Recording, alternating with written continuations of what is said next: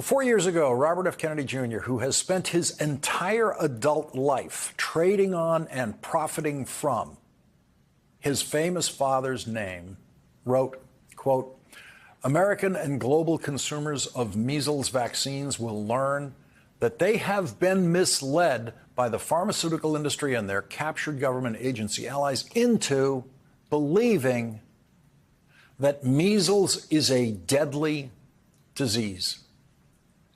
Some mothers believed Robert Kennedy Jr. when he told them not to worry about measles. Some fathers believed Robert Kennedy Jr. And tonight in Texas, a child is dead because of the lies told and advanced around the world by Robert Kennedy Jr. The victim killed by measles is described only as a school-aged child. Robert F. Kennedy Jr., who has vaccinated his own children, lies about measles and about vaccines. And those lies are what propelled him into a seat in the cabinet room today, where his famous father once occupied the Attorney General's seat during cabinet meetings, with his famous uncle, John F. Kennedy, occupying the president's seat in those same cabinet meetings. That was the 1960s. In the cabinet room today, Robert Kennedy Jr.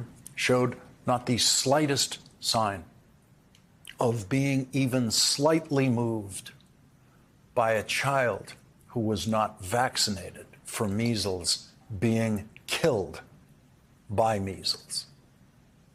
There have been 4 measles outbreaks this year.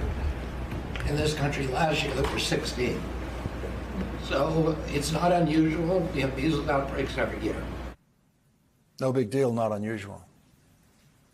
On the day a child dies from his kind of advice. We have measles outbreaks every year, thanks to Robert F. Kennedy Jr. Before Robert Kennedy Jr.'s anti-vaccine preaching took hold in this country, measles was officially declared eliminated from the United States of America in the year 2000. Eliminated. 0 outbreaks, 0 deaths. Then came the deadly lies of Robert F. Kennedy Jr., the lies that earned him his chair in the cabinet room today, where more lies were publicly told in the cabinet room by more people than any other cabinet meeting in the history of the White House. In every other presidency, cabinet meetings were closed-door events. They were not clown shows for the cameras. In the pre-television age, when presidential staffs were much smaller, they relied much more on the cabinet in those cabinet meetings. And those cabinet meetings were much more substantive and serious. Cabinet meetings held by President Franklin Delano Roosevelt in that same cabinet room with the door closed and no cameras present included strategizing for lifting this country out of the Great Depression in the 1930s, and then even more dramatic strategizing about how to win World War II. In the more modern presidencies since then, cabinet meetings became much less frequent and much less important over time. Today, Donald Trump became the first president in history to invite the richest person in the world to speak in a cabinet meeting simply because he is the richest person in the world. That's the only reason Elon Musk was invited to today's cabinet meeting, where every member of the Trump cabinet stared at Elon Musk as if they were staring at their boss. Billionaires in the cabinet is a Trump innovation. Prior to Donald Trump, no president invited a billionaire to be a member of the cabinet or attend the cabinet meeting. Donald Trump has at least 3 billionaires right at the table with him as members of the cabinet. But Donald Trump's cabinet billionaires know that they will never come close to being as rich as Elon Musk. But if they worship him enough publicly, Elon Musk might make those billionaires a lot richer in the future by letting them in on some of his deals, and he might do that for Robert Kennedy Jr. and everyone else in that cabinet room today. Elon Musk has received massive government subsidies to achieve his wealth. Elon Musk has invented nothing. Elon Musk invested in an electric car company that already existed, which then became hugely successful by selling electric cars to liberal Americans, mostly in California at first, who thought By buying those electric cars, they were helping to save the planet. And instead, that money from liberal Americans hoping to save the planet made Elon Musk the richest person in the world. And then he used that money to buy the presidency for someone who doesn't believe climate change is a problem and who wants to burn as much oil as possible. Elon Musk knows more than I do about electric cars. Elon Musk knows more than I do about rockets. But Elon Musk is an utter ignoramus about American history and American government. With his brain warmly bathed in that ignorance today, Elon Musk said this. President Trump has put together, I think, the best cabinet ever. Literally. So, and I do not give false praise. He's not from around here. So, there's things he doesn't know. He's from South Africa, where you don't learn in elementary school that Thomas Jefferson was Secretary of State, that Alexander Hamilton was Secretary of the Treasury. You don't grow up in South Africa having the slightest idea who was in Abraham Lincoln's cabinet or Franklin Delano Roosevelt's cabinet. He stood in that cabinet room today, having absolutely no idea who Frances Perkins is, the first woman member of a cabinet, President Roosevelt's Secretary of Labor. She created the biggest, most enduring, most important program in the history of American government, Social Security. That was her idea, and she got it done. Nothing anyone in that room today does in the next 4 years will last as long as Social Security. Nothing Elon Musk ever does in his life will last as long as what Frances Perkins created as Secretary of Labor in 1935, which, in addition to Social Security, includes things like the minimum wage, the 40-hour work week, things that have become so essential to the fabric of American life that people think that they were always there. But no, those were Frances Perkins' ideas. When Elon Musk took up residence in Canada at age 17, he certainly didn't spend his time studying American history or American government. One of the joys for Donald Trump, no doubt, of having Elon Musk in the cabinet room with him today is that for the first time in the cabinet room, Donald Trump might not be the most ignorant person in the cabinet room about American government. Donald Trump took questions from very tame, very well-behaved, mild-mannered members of the White House press corps in the cabinet room, who did not scream questions at him the way they always screamed their questions at Joe Biden. They didn't, and the way they screamed their questions at Joe Biden's press secretary, they didn't do that. And to every question, Donald Trump gave a response that included at least one lie. Every single one of them. And on the day that Donald Trump was doing that, as if on cue, Washington was graced with an article praising Donald Trump for taking more questions in his first month than President Biden did in his first month or President Obama did in his first month. The National Journal frequently does good work, but it is frequently imprisoned in the conventions of the Washington press corps. And there's nothing the Washington press corps cares about more than asking presidents questions. And I mean, they care about the questions. They do not care about the answers, and they prove that. They do not know that a lie is not an answer. And so, yes, Donald Trump took more than 1,000 questions in his first month, and he did not answer any of them because a lie is not an answer. Having watched how easy it is for Donald Trump to lie to the White House press corps, Elon Musk has decided to do exactly the same thing. One of the lies he told today was that he restored the funding of Ebola prevention, and there was no interruption in it. And that is not true, as Rachel pointed out in the last hour. That is a lie, as we'll report in more detail later in this hour. Donald Trump, in an echo of his joy about the nickname for his first Secretary of Defense, reveled in the nickname for his choice of Chairman of the Joint Chiefs, retired General Dan Kane. Chairman of the Joint Chiefs. Yes, sir. And Raising Cane, I liked him right from the beginning. As soon as I heard his name, I said, that's my guy.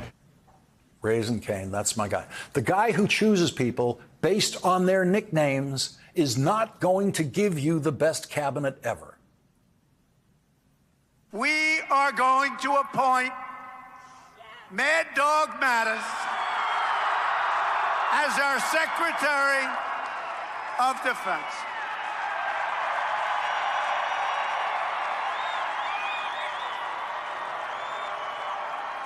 But we're not announcing it till Monday, so don't tell anybody. Mad Dog. He's great. He is great. General, as you know, James Mad Dog, shouldn't say it in this room, Mattis. Now, there's a reason they call him Mad Dog Mattis. Never lost a battle. He lost his battle with Donald Trump. When Donald Trump's first Secretary of Defense, General James Mattis, resigned his position as Secretary of Defense, Donald Trump instantly claimed that he fired him. And then Donald Trump spent years publicly attacking him, even though he used to love his nickname. Donald Trump's lies today about assistance to Ukraine, it's a lie he cannot stop telling. As you know, we're in for probably $350 billion. Europe is in for $100 billion. And that's a big difference. So we're in for probably 3 times as much. Donald Trump lied about all of those numbers. And he told the lie that Europe has only loaned the assistance to Ukraine, and Ukraine will have to pay it back, but the United States will not be paid back. Here's the truth. Europe has delivered much more aid to Ukraine than the United States. Europe has delivered $138 billion in aid to Ukraine, and the United States has delivered $119 billion in aid to Ukraine. That's it. Not $300 billion. The United States has not done that. Donald Trump more than doubled the amount of aid the United States has sent to Ukraine in his lie today. And not a single White House reporter objected in any way, challenged Donald Trump in any way about telling that lie straight to them. They just counted as another question answered by Donald Trump. There are some very good White House reporters, very good, but enough of them are so weak and ineffectual that they become essential components of the clown show themselves. They are characters in the clown show. Elon Musk turns them into clowns by lying to them and getting away with it right in front of them, with none of them daring to challenge Elon Musk's lies directly to them. And of course, they do the same thing with Donald Trump. They've always done the same thing with Donald Trump. Donald Trump said something today that would have provoked any other cabinet for any other president to immediately have a meeting about invoking the 25th Amendment to remove that president from office for mental incompetence. Canada should be our 51st state. Donald Trump said Canada should be our 51st state. If any previous president had said that, he would have been immediately rushed to the hospital. And not one White House reporter challenged Donald Trump on that insane statement and Donald Trump's accompanying lie that we subsidize, that was his word, subsidize Canada with $200 billion a year. The United States of America does not subsidize anything in Canada. The United States of America does not send subsidies to Canada. Never has, never will. But there is no evidence that anyone in the White House press corps even knows that. Not if you listen to the way they swallow those lies that the Washington press corps fully respects and accepts as answers from the president to their important questions. But maybe the biggest failure of the White House press corps today was when Donald Trump said that he is not going to cut Social Security, Medicare, or Medicaid. And Donald Trump said nothing about the fact that the Republican House of Representatives voted to cut Medicaid by $880 billion in a budget resolution that Donald Trump supports last night. Can you guarantee that Medicare, Medicaid, Social Security will not be touched? Yeah, I mean, I have said it so many times, you shouldn't be asking me that question. Okay? This will not be read my lips. There won't be read my lips anymore. We're not going to touch it. That was the best and most important question of the day. And Donald Trump just said, we're not going to touch Medicare, Medicaid, or Social Security. And not one reporter in the room said to him, why did you touch it last night? Why did you support the Republican budget resolution last night in the House of Representatives that cuts $880 billion from Medicaid? Donald Trump said, we're not going to touch it. After touching it last night and him personally helping to round up the final votes to pass that resolution to cut Medicaid. The 200-year-old man appeared in the cabinet room today when Donald Trump invoked his lie about people 200 years old receiving Social Security. Remember when Elon Musk got caught lying about people with birthdays 150 years ago receiving Social Security? Elon Musk shut up about it after he got caught lying. What did Donald Trump do? He made the lie bigger. The 150-year-old man became the 200-year-old man. It was a day of false praise in the cabinet room and false praise by the Washington press corps for Donald Trump taking their questions more than other presidents have taken their questions, and absolutely no concern exhibited whatsoever by the Washington press corps when Donald Trump responds to their questions with the craziest lies ever spoken by a president of the United States.